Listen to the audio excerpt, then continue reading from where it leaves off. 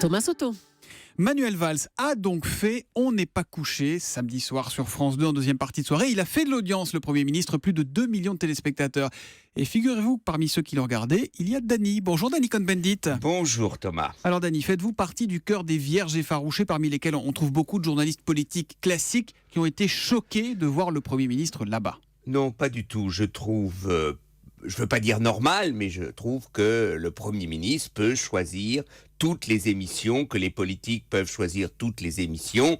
Le paysage, disons, médiatique est tel que si l'on veut parler aux citoyens, si on veut parler à tous les citoyens, eh bien, il faut aller là où des citoyens sont à l'écoute, où il y a des auditeurs ou des téléspectateurs. Donc je trouve ça tout à fait normal et je trouve que les vierges effarouchées, comme vous les dites, sont de mauvaise foi. Mais pourquoi cette réticence? Qu'est-ce que ça dit du système médiatique dont nous sommes, hein, et peut-être même du pays, Dany? Qu'est-ce que ça dit? Moi, je crois qu'il y a une condescendance corporatiste dans la famille des journalistes politiques. Donc le people, c'est le divertissement inadapté au discours politique. Je ne crois pas.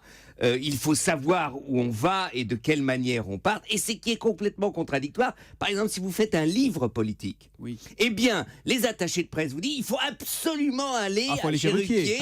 Il faut pour vendre. Donc, si on vend des livres politiques par Ruquier, pourquoi un politique n'irait pas chez Ruquier? Enfin, je comprends pas du tout cette réaction, donc, comme je l'ai dit, corporatiste des journalistes politiques. Bon, mais alors sur le fond, il était bon, il était intéressant, le Premier ministre, vous l'avez trouvé comment?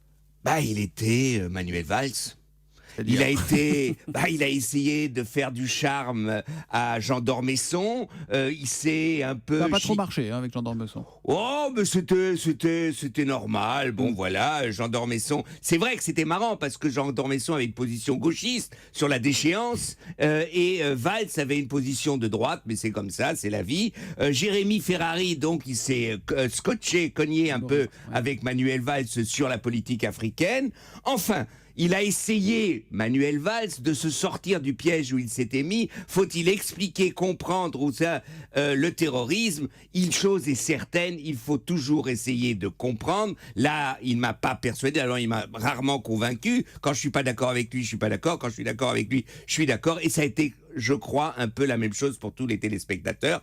Bref, il faut expliquer, essayer de comprendre le mal. Il a fallu expliquer, il faut toujours essayer de comprendre, par exemple, le national-socialisme. Ça ne veut jamais dire justifier. Et je crois que là, Manuel Valls pédale dans la semoule en essayant d'expliquer son dérapage. Il ne se pose pas la question de savoir où on l'attend. Il va où il veut et il dit ce qu'il veut. C'est Dany Cohn-Bendit qui revient demain à 8h moins 10 sur Europe 1. Demain, Dany. À demain, Thomas. Ciao, ciao.